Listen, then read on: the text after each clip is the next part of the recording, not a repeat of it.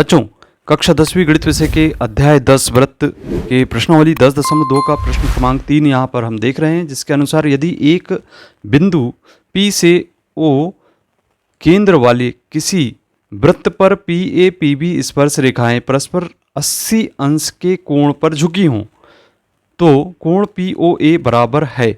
यहाँ पे 4 ऑप्शन दिए गए हैं, इसको हमें सरल करना होगा। तो किस प्रकार से सरल करेंगे, चलिए यहाँ पे जैसा कि प्रश्न कह रहा है आकृति तैयार करते हैं, जिसमें हम देख रहे हैं कि यहाँ पे एक बिंदु P से O केंद्र वाले वृत्त पर PA और PB दो स्पर्श रेखाएं हैं।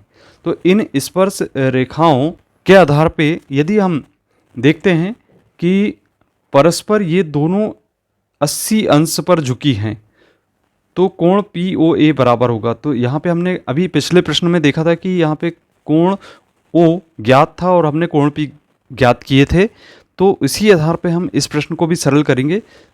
यहाँ देख रहे हैं हमें कोण POA ज्ञात करना है, जबकि हमें पिछले प्रश्न में AOB या POQ ज्ञात था।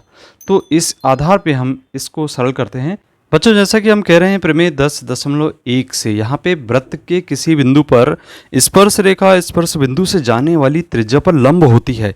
तो इसके आधार पे यदि हम देखें तो ये जो स्पर्श रेखा है OA त्रिज्या इस पर लंब है और इसी तरीके से OB त्रिज्या इस पर लंब है, अर्थात ये कोण OA इस स्पर्श रेखा पर लंब है, ऐसा लिखेंगे हम। कोण OA लंब है AP पर तथा OB लंब है BP पर। इसके आधार पे यहाँ पे जो कोण A है अर्थात OAP ये 90 अंश का प्राप्त होगा, इसी तरीके से कोण OBP 90 अंश का प्राप्त होगा। और फिर इसके आधार पे हम यहाँ पे देखते हैं कि एक चतुर्भुज हमें तैयार होता दिखाई दे रहा है। इस चतुर्भुज OAPB में हम कह सकते हैं कि चतुर्भुज OAPB में चारों अंतः कोणों का योगफल 360 अंश होगा, अर्थात कोण O धन कोण A धन कोण B धन कोण P बराबर 360 अंश होगा, जैसा कि हमने पूर्व के प्रश्न में हल किए थे। चलिए इनके मान रखते हैं। तो कोण O का मान हमें ज्ञात करना है। यहाँ से इसको हम कोण AOB भी पढ़ सकते हैं। यहाँ से हम देख रहे हैं कोण A का मान 90 अंश प्राप्त है और कोण B का मान हमें 90 अंश यहाँ से ज्ञात है।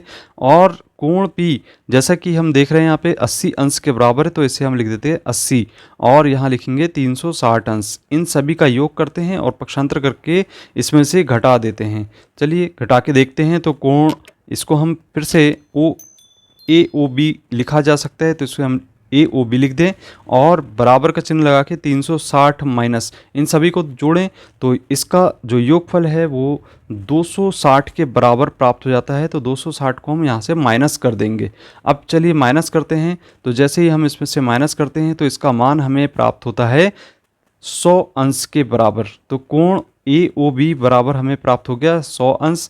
अब यदि हम इसको देखते हैं कि यहाँ से हमें जैसा कि चित्र में बताया गया कि POA का मान ज्ञात करना, तो इस कोण को हमें आधा करना होगा।